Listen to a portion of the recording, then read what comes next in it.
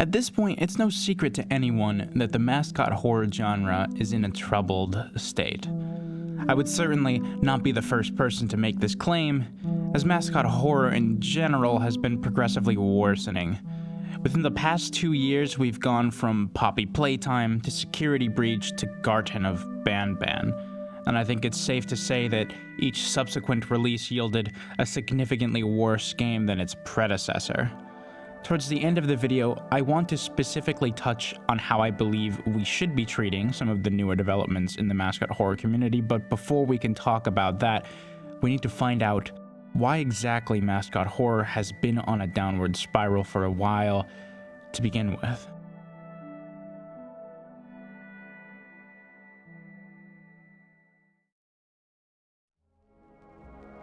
Poppy Playtime Chapter 1 came out on October 12, 2021. It was developed by Mob Games, later rebranded to Mob Entertainment. Immediately upon the game's release, there were heaps of controversy surrounding it.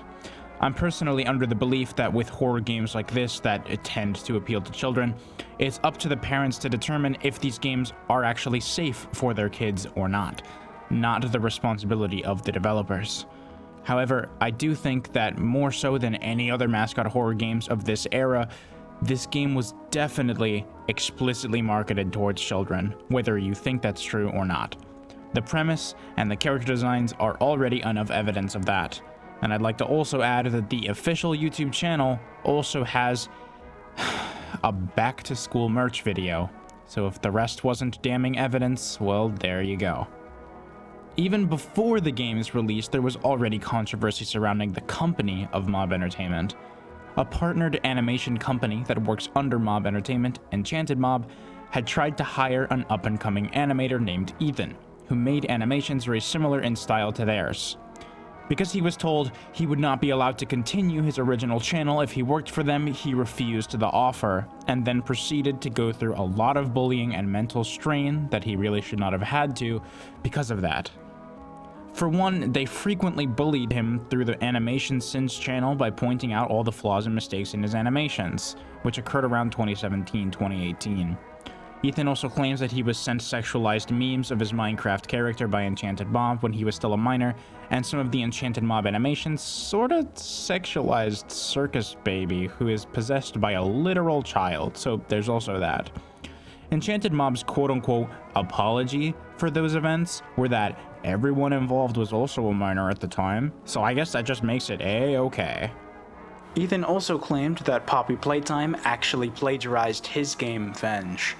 The games are inherently similar due to drawing inspiration from the same places, of course, but knowing that Ethan was bullied by many of the higher-ups involved with Poppy Playtime for years before its existence makes you understand at least why he'd feel that it was done with the intent of harassing him. Poppy Playtime also attempted to do NFTs. Funnily enough, many employees actually warned Mob Entertainment that NFTs were a terrible idea, but they went through with it anyways, which obviously resulted in immediate backlash such as boycotts, refunds, and lots of irreversible bad publicity. Though the game itself is really not bad, I think the soundtrack, designs, story, and art direction are definitely not meant to be discredited, but these are mostly the work of the hired artists and developers, not the controversial higher-ups at Mob Entertainment that decide what really happens with the franchise. As a final point, I think the decision to originally release the first chapter with a $5 price tag as opposed to a free demo, considering it was essentially just a 30-minute tech demo, is kind of silly, but at that point that's just my opinion.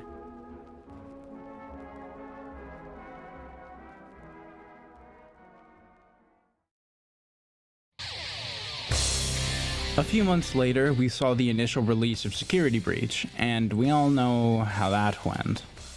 Amongst many other circumstances, Steelwolf Studios suffered at the hands of the scope creep, which basically means that they kept trying to add so much that the core of the game didn't have time to be properly developed or fleshed out and is inherently flawed, ultimately resulting in an unfinished, unpolished, and uninspired mess that destroys everything the previous games built up, which is obviously a big hit to Mascot Horror, since Five Nights at Freddy's is pretty much the sole reason that Mascot Horror exists in its current form. Though the game was delayed twice, it still ended up being really rushed. Most likely it was released for the Christmas season of 2021, and they decided that they had to release it at that time. The game was so buggy that it was hardly playable upon initial release. You can even find comprehensive bug showcase videos, one of which being nearly 50 minutes long? What? Many people were hoping from the lore introduced in Help Wanted and Special Delivery that Security Breach would actually be a really well-constructed reboot of the FNAF franchise after Ultimate Custom Night definitely ended the first main story. However, the game failed to have a distinct protagonist, not really any good characters, no reveals that had any lasting impact, and also had multiple endings that confused everyone about what was canon.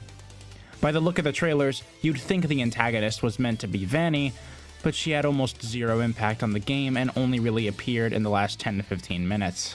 The decision to shoehorn the pizzeria simulator location in for fan service was also, frankly, absurd, as narratively it makes zero sense that the location, Molten Freddy, or Springtrap, now Burntrap, should continue existing, let alone be in a state to affect the story in any meaningful way.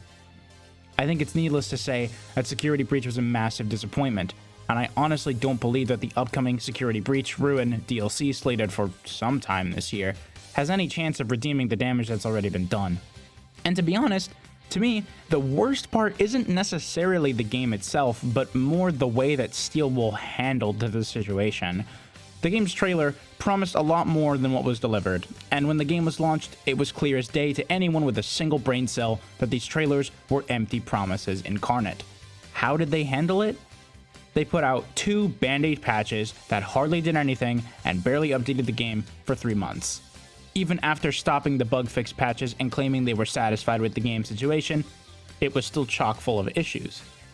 Many people like to claim that the reason why Steelwool released the game so early and unfinished is because the fans were rushing them, but there's no way that's the case.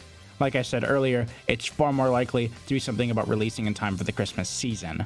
In general, Steelwool's communication has and continues to be a huge issue, even to this day, and I personally have little to no hope in the DLC.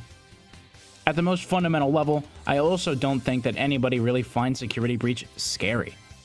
Five Nights at Freddy's started as being labeled one of the scariest horror games to ever exist, and for good reason, but now where are we at? Now Five Nights at Freddy's reputation as a franchise is definitely damaged to say the least, with the game and lore being in shambles, and many expressing that they miss Scott's more involved role and when the series was being done by just one passionate guy. Five Nights at Freddy's isn't indie horror anymore, it's just a joke.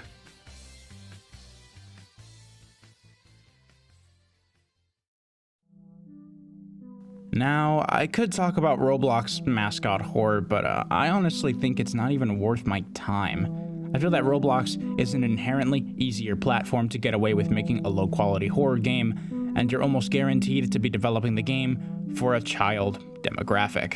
Piggy and Rainbow Friends are just not it. Sorry to anyone who likes them. But even those games pale in comparison to the exploitative nature of the latest and worst major talking point in mascot horror discussion. You know it, I know it, we all know it. Garten of BanBan. Garten of BanBan was published and developed by the Euphoric Brothers on January 6, 2023. It was immediately met with immense backlash, and for a pretty decent reason. What the? Why are the physics so fucked? This game takes everything that there is with mascot horror, strips it of any passion or anything that makes a game actually interesting, and leaves only the absolutely necessary things to still be called a mascot horror game at all. There's a mystery, there's a setting, and there is an enemy, and that's kind of it. I'll have to give the Euphoric Brothers credit for one thing. They managed to make a game so bad that it's gotten ridiculously popular just on its merit for being bad. Why? Why is it always to the left? Let's start with the character designs. They're literally just blobs. Like, they decided to draw a shape that vaguely resembled a character, slap a bright, bold color and a face on it, and boom, you've got a marketable, loved by kids all around the world character design. As an artist, these designs sadden me like nothing I thought ever could. The gameplay consists of a stranger breaking into a facility that involves children, where a strange tragedy occurred to uncover its mysteries. It involves puzzles that use a gimmick mechanic to reach otherwise out-of-place objects to progress further in the game, occasionally interrupted by a mascot scare or chase scene. Sound familiar? Yeah, the gameplay loop is ripped straight from Poppy Playtime, where it involves puzzles that use a gimmick mechanic to reach otherwise out-of-place objects to progress further in the game, occasionally interrupted by a mascot scare or chase scene. I wouldn't even have nearly as much of an issue with the game if it was scary and if they didn't have a giant merch button on the menu, but it's kind of just funny. Like, literally the most entertaining part of the whole game is when the bird just falls to her death because of the sound and the ragdoll physics. Scrumptious children's bones.